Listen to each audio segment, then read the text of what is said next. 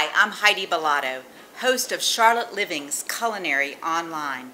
In addition to coming to this spot every day and getting great tips from lots of Charlotte chefs and restaurants, Charlotte Living also has a special partnership with Johnson & Wales. So today we're here in the Johnson & Wales campus in their kitchens cooking with my friend Chef Mark Allison. Mark is the Dean of the Culinary Education School here at Johnson & Wales, and I can't wait for you to see what he's cooking up for us. We are back at Johnson & Wales in their beautiful demonstration kitchen. It's really a demonstration theater. That's right. Because you all have groups of people that come in here and watch different things, and I guess groups of students come in and watch different things. This basically is used every day of the week. Yeah. And we invite famous chefs on campus, and they'll demonstrate to our students. We'll invite professors to come and demonstrate. So it's basically used every day. In a great kitchen, lots of equipment behind us. This is Chef Mark Allison, and he's the Dean of Culinary Education here at Johnson & Wales, and a fabulous cook. And he has been so wonderful this month on Charlotte Living's Culinary Online to share with us a lot of dessert recipes. So what are we making today?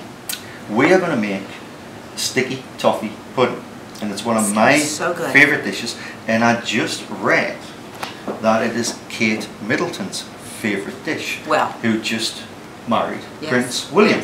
So we're going to try and make it as good as what Kate likes. Does Kate actually make it herself? I very much doubt it. Or if she did, she probably doesn't now. But we're going to give it a bash. Good. And what we've already started with is we've got some dates, and we put some baking powder over the dates, and we put some boiling water on. Which is why they're sort of foamy looking now. Okay. And that's going to help soften the dates, but it's also going to help the sponge rise. Right. Okay. So that has just been put on about 5 minutes ago, and we're just letting it cool down. Now, to make the sponge, we've got some butter, and we're just going to add that to the mixing bowl. And we've got this recipe online. Exactly. So if you're not getting it all watching the video, just watch the video, watch how Mark works and see his technique. Then you can go back and take a look at the printed recipe and get an idea about, it'll all come back to you about how to do it. So we've got the butter, we've got the brown sugar, we've got some vanilla essence going in. Same as vanilla extract, right? Exactly. In this country we say extract. Sorry, It's okay. Vanilla essence. Basil, I like that better. basil, tomatoes, and then we've got some molasses, which is going in as well. Okay, so that's going to make it extremely sweet. And then we've got something called golden syrup, and you can get this at Harris Teeter. You can buy it online. It's delicious. It's absolutely beautiful. We use it all the time back in the UK, and we're going to add that.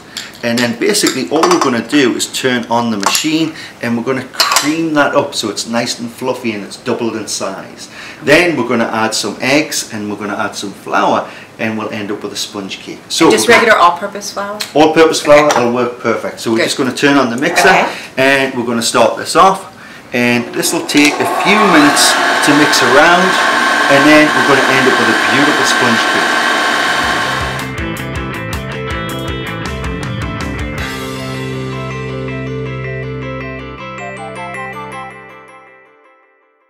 Okay, so what we end up with is this beautiful sponge cake. We mixed the butter and the sugars together. We added the eggs, the flour, and the dates that we put the boiling water over with the baking powder. We added that into the mixture, and we just whipped it all together. And it comes out just like that, uncooked sponge cake. Next, what you need to do is get something like a disposable foil container, and just brush it with some butter, melted butter, or just get your finger and just put it with the butter.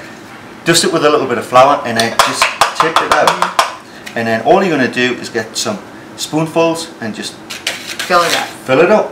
And so like you're making sort of a cupcake instead of a great big cake. Okay, all right. Or you could make a bigger cake and just slice it, but I prefer to do it individually. Then what you're going to do is you're going to put it in a water bath or a bain-marie. And that's just a container with water, and you're just going to put in the sponge cake, and this is going to prevent it from burning on the sides as it cooks. So you get an even temperature throughout the cake. And add some moisture in the oven. Add some moisture. It's more like baking and steaming at the same time.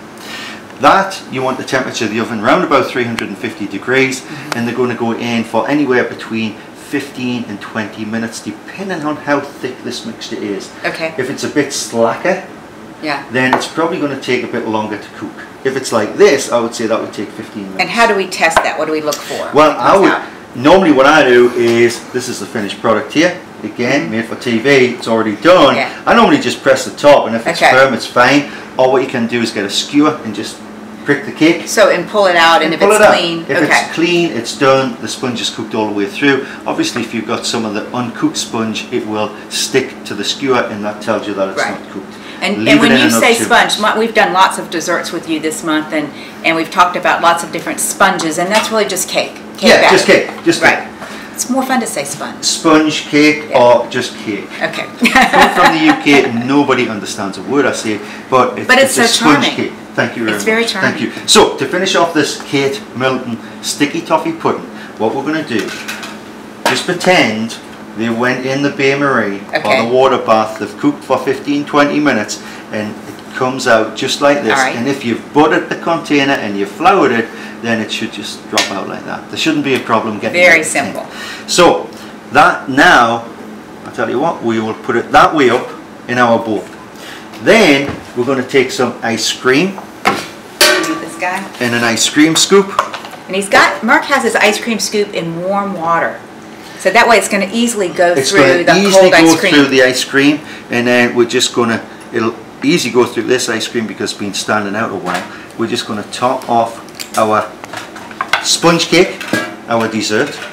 We have made also some caramel sauce, which is basically just sugar which has been boiled, and when it starts to caramelize, you add some heavy cream. And then, I'll tell you what we'll do. I've lost my piece of mint, but it doesn't matter. We're just going to pour that warm sauce around the cake. The ice cream will start to melt on the cake, and that should taste absolutely beautiful. That looks beautiful. It's a dessert fit for a princess. Exactly.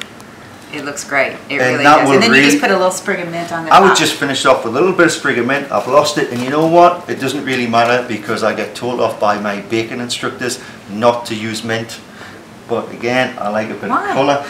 They just think it's from the 70s. And they would like make some chocolate. Little something to go on top of that. A little bit of chocolate, me, sprig of mint, possibly a dozen of icing sugar, cocoa powder. But the colour is nice, I agree. Colour is nice, you might want a little bit of colour. Or put a raspberry in the top. Oh, very pretty. Or a slice of strawberry. Yeah. But that will taste beautiful, I'm sure it'll impress your guests. Very good, very nice. And I love that it's individual. Yeah. Mark, thank you so much for letting us come in and take a peek at what you do here every day at Johnson & Wales. It's been a pleasure. Thank you so much. Thank you.